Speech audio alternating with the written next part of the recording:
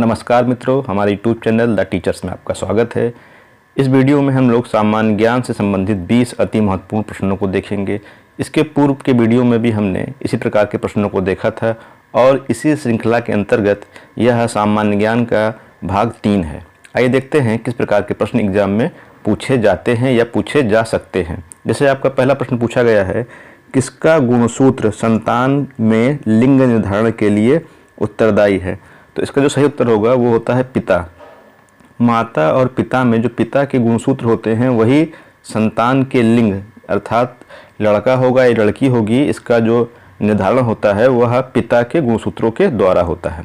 Next question देखिएगा, आपका कह रहा है, क्वेश्चन नंबर 2 कह रहा है, किस अनुच्छेद के तहत विधि के समक्ष समानता वर्णित की गई है? तो अनुच्छेद 14 के तहत जो है विधि के समक्ष समानता की बात की गई है।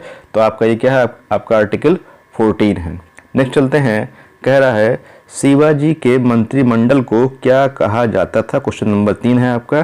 तो शिवाजी के मंत्रिमंडल को अष्टप्रधान के नाम से जाना जाता था। तो एक आपका अष्टप्रधान है और एक आपका अष्टदिग्गज है।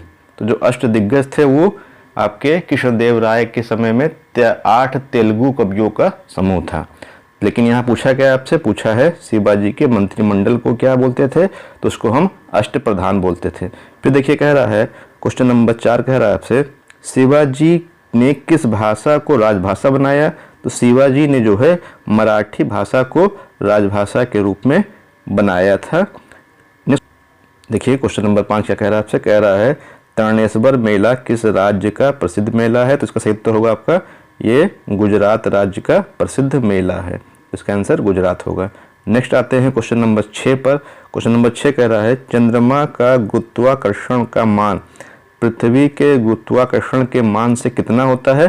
तो ये 1/6 होता है, यानी पृथ्वी के गुरुत्वाकर्षण का 1/6 भाग होता है चंद्रमा पर जो भी गुरुत्वाकर्षण बल है। क्वेश्चन नंबर 7 देखिए क्या बोल रहा है आपसे, कह रहा है, कौन भारत का अंतिम वायसराय था? तो जो भारत का अंतिम वायसराय थे आपके वो थे लॉर्ड माउंटबेटन। क्या नाम था उनका? लॉर्ड माउंटबेटन जो है ये आपके अंतिम वायसराय थे। नेक्स्ट चलते हैं क्वेश्चन नंबर हम लोग 8 पर। क्वेश्चन नंबर 8 कह रहा है, भारत की कौन सी पंचवर्षीय योजना में खादी एवं ग्रामीण उद्योग आयोग की स्थापना की गई थी?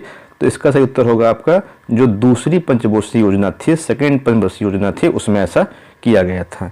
क्वेश्चन नंबर 9 पे आते हैं, एकदम आसान क्वेश्चन है आपका। कह रहा है, आर्य समाज की स्थापना किस वर्ष की गई थी? तो आर्य समाज की स्थापना स्वामी दयानंद सरस्वती के द्वारा 1875 में की गई थी। 1875 में इसकी स्थापना की गई थी। क्वेश्चन नंबर 10 कह रहा है आपसे, क्षमा वाणी किस धर्म से संबंधित त्यौहार है? तो जो क्षमा वाणी त्यौहार का संबंध है वो जैन धर्म से। किससे? आपका जैन धर्म से है। चलते हैं आगे प्रश्नों की ओर, देखते हैं नेक्स्ट प्रश्न क्या है। देखिए क्वेश्चन नंबर 11 क्या बोल रहा है आपसे, कह रहा है, शून्य में स्वतंत्र रूप से गिरने वाली वस्तुओं का त्वरण क्या होता है?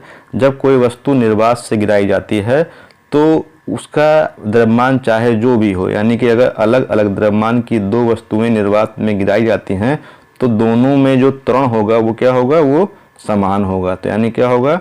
समान त्वरण से वो नीचे की ओर गिरेंगे। इस प्रकार से 11 का क्या होगा? आपका समान त्वरण होगा। नेक्स्ट चलते हैं क्वेश्चन नंबर 12 पे। 12 कह रहा है, किस अनुच्छेद में लोक नियोजन अर्थात सरकारी जो भी पद हैं लोक नियोजन के विषय में अवसर की समता प्रदान की गई है? तो ऐसा अनुच्छेद 16 में ऐसा कहा गया, यानी आर्टिकल जो 16 है संविधान का उसमें ऐसा कहा गया है कि लोक नियोजन के विषय में सभी को समान अवसर प्रदान किए जाएंगे। क्वेश्चन नंबर 13 पे आते हैं। क्वेश्चन नंबर 13 कह रहा है आपसे कि किस विधि द्वारा मिश्रण में उपस्थित घटकों का पृथक्करण किया जाता है? तो इसका सही उत्तर होगा आपका क्रिस्टलन विधि द्वारा। जो क्रिस्टलन विधि द्वारा होता है आपका कि जो भी अशुद्धियाँ होती हैं उनको हम छांट लेते हैं, उनको अलग कर लेते हैं। नेक्स्ट क्वेश्चन आपसे कह रहा है जो कि बहुत आसान क्वेश्चन है, कह रहा है, किसने आर्य समाज की स्थापना की थी? तो अभी हम देखे थे आपका 1875 में आर्य समाज की स्थापना दयानंद सरस्वती के द्वारा की गई थी। तो कौन किए थे? आपके दयानंद सरस्वती किए थे। और इनका वास्तविक नाम क्या था? इनका वास्तविक नाम था आपका मूल शंकर। तो इनका बचपन का नाम मूल शंकर था। नेक्स्ट चलते क्वेश्चन नंबर 15 पर। क्वेश्चन 15 कह रहा है आपसे नवरोज किन लोगों का नव वर्ष दिवस है। तो जो नवरोज उत्सव है यह पारसियों का त्यौहार होता है। जो पारसी होते हैं वो इसको मनाते हैं, यानी क्या है आपका ये पारसियों का त्यौहार है। नेक्स्ट चलते हैं, आपका कह रहा है सौरमंडल का सबसे छोटा उपग्रह कौन सा है। तो यहाँ जो कह रहा है उपग्रह की बात कर रहा है, ग्रह की बात नहीं कर रहा। अगर ग्रह बोलता है तो वो होता है आपका बुध, लेकिन इसने कहा है उपग्रह कौन सा है। तो उपग्रह जो होगा सबसे छोटा वो होगा डिमोस। तो जो मंगल का उपग्रह है डिमोस, यह सबसे छोटा उपग्रह है। मंगल के 2 उपग्रह हैं, एक फोबोस एक डिमोस, तो डिमोस क्या सबसे छोटा उपग्रह है। नेक्स्ट चलते क्वेश्चन नंबर हम लोग 17 पर। देखिए 17 क्या बोल रहा है आपसे, कह रहा है रोहिणी श्रेणी के प्रथम उपग्रह का प्रक्षेपण किस वर्ष किया गया था। तो ये किया गया था 1980 में जो है इसको प्रक्षेपण किया गया था। नेक्स्ट चलते क्वेश्चन नंबर 18 पे। 18 बोल रहा है तृतीय पंचवर्षीय योजना का समय काल क्या था। तो इसका जो समय काल था वो 1961 से लेकर 1966 तक था, 1966 ईस्वी तक था आपका। नेक्स्ट क्वेश्चन नंबर 19 देखिए क्या बोल रहा है आपसे, कथन है किसने कहा है विदेशी राज चाहे जितना अच्छा क्यों ना हो स्वदेशी राज की तुलना में कभी अच्छा नहीं हो सकता।